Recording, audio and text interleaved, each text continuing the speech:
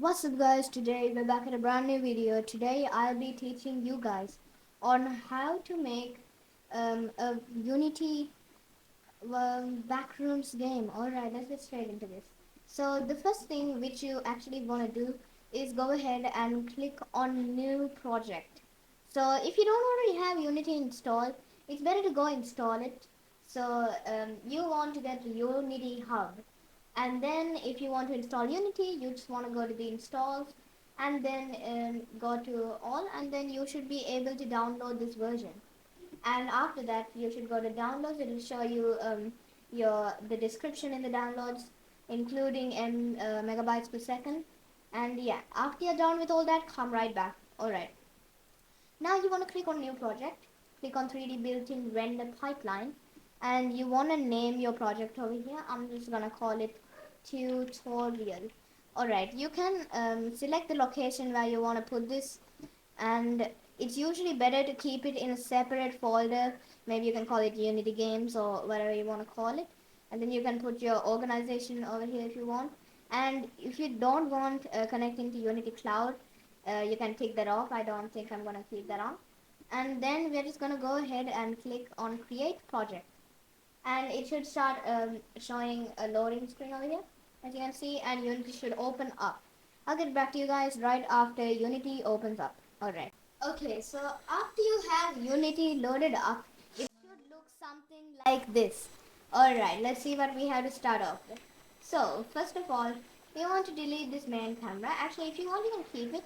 So, technically, you can switch between tabs over here, scene and game view. You can set your layout over here. Default is, I think I like that a lot. We have the 4 split, we have 2 by 3, which you can see the game view at the same time. You can also see this way. We will be changing it probably, but for now we can just use the default. Alright, let's get straight into this. So first of all, we're going to open up our scene, and we're going to create our first game object. Alright, let's get straight into this. So you want to just go ahead and click anywhere on this place. So this is called the hierarchy, this is called the inspector, and this is where all your folders of your scripts and your scripts, your folders, you can place them over here. And over here you have the console where it debugs all of our stuff, it sends us errors and all. So yeah, and this is the hierarchy. So we can create a new game object by right clicking, and then we can go 3D objects and add in a cube. Alright, we can set, now you can see in the inspector, it shows us all of the components which is added within the cube. Alright, so first of all, we're going to change the position to 0, 0, 0. Make sure you did this correctly and all the values are correct, or else you will not get it in the position you want it. So now you can see, if we went to the game view, we can see the cube in our game. But we need the camera probably a little closer. You can see over here we have a little tab to see how we can see our cube and all, We can move around the camera. And technically, to move around, you can just click on these tools. You can rotate it. You can scale it. And you can also change it like this, the scale amount. So yeah, alright. By the way, Control Z to undo. And this is the grab tool where you can like move around the scene, kind of like Blender. So yeah, and you want to click right click to actually look around. WASD is to move around. And yeah, now let's take a look at the components.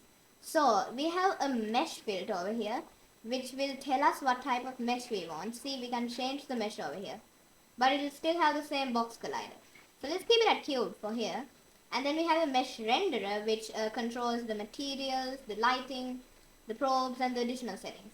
So that means we don't need to worry about any of these. We aren't going to use them that much. We're only going to use mostly this material. So yeah.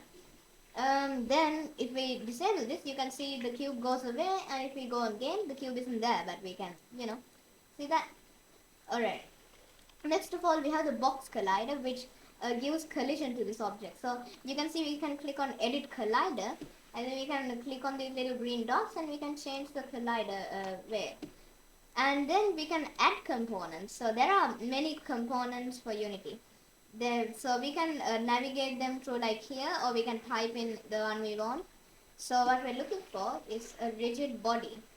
Technically, a rigid body, what it does is it kind of like it just makes it have physics, like it'll fall down. And let me demonstrate. So if we click play, that's the play button over there, you can see the block just falls all away.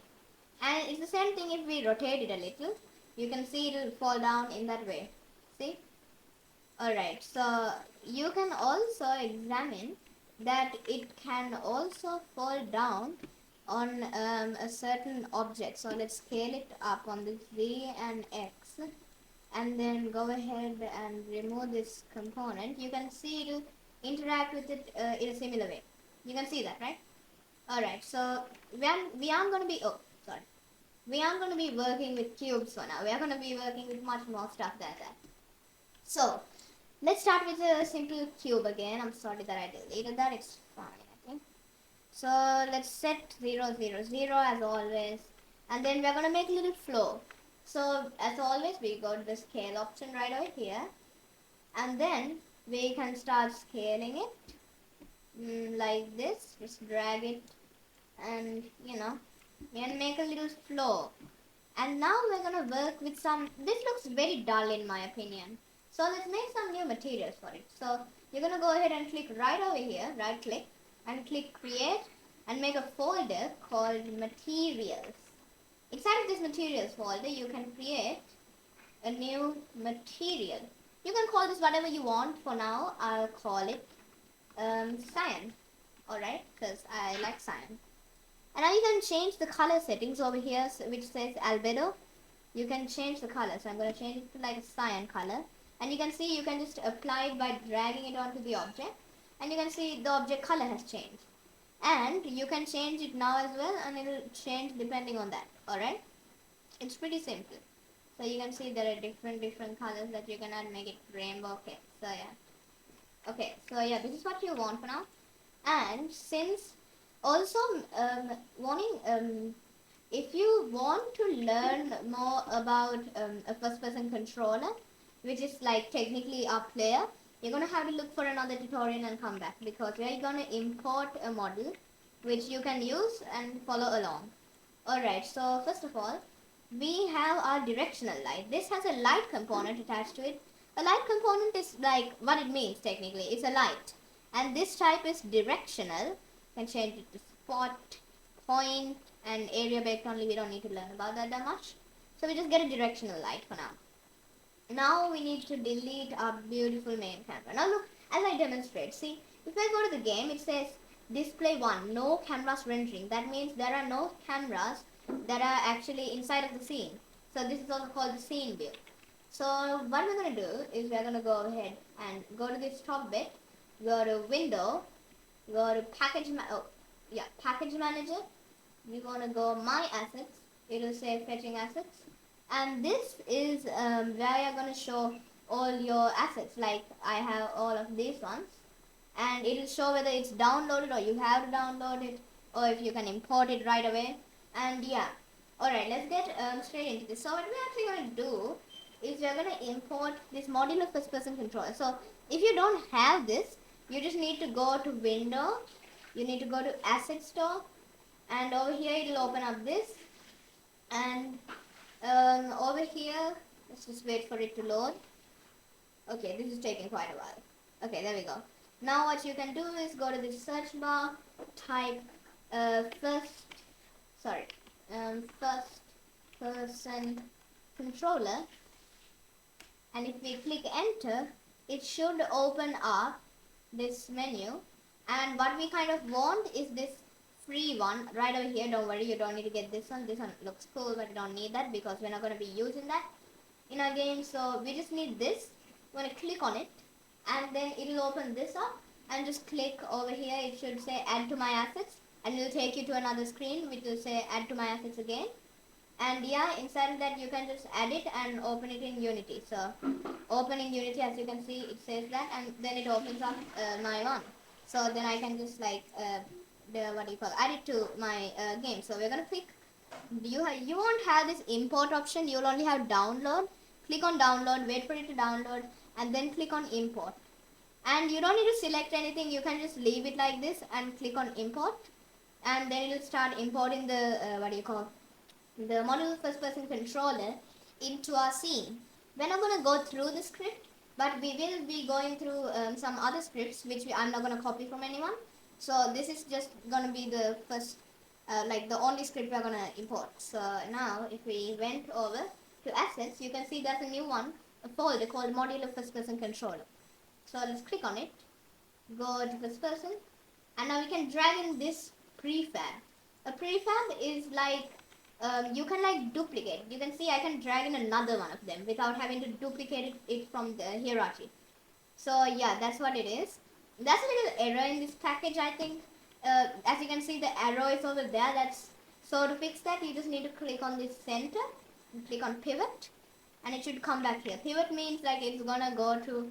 Let me show you what pivot means. So we'll go ahead and create a 3D cube object and create an empty game object, and inside of that game object we're going to make sure that the game object is actually going to be the pivot of our cube. We can use it for mostly rotation. Now you can see if I put the pivot right over here and drag in the cube, now you can see I'm on pivot mode.